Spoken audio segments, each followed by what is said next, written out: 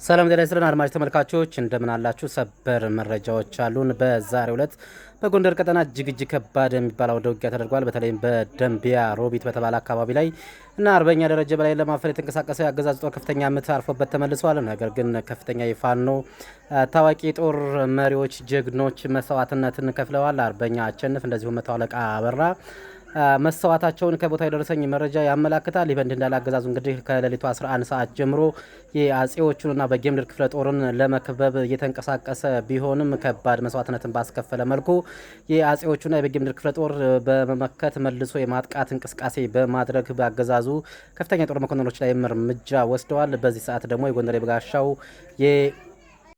የጎንደሬ በጋሻው የጥቁር አንበሳና እንደዚሁም ሌሎቹ የቴዎድሮስ አምስተኛ ኮር የተለያዩ የክፍለ ጦር አሃዶች ከበባ በመፈጸም በተለይም በኢንፍራንስ እንደዚሁም በማክሰኝትና በጸዳት ቦታዎች ላይ አገዛዙ ተከቦ የመጨረሻ ምት እያረፈበት ይገኛል።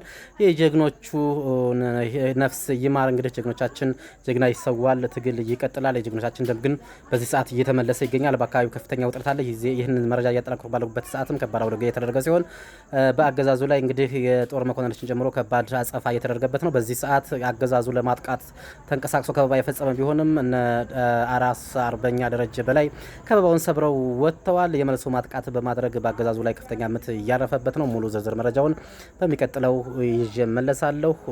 ለወንድሞቻችን ለጀግኖቻችን ነፍስ ይማር። ምን ይባላል መቼስ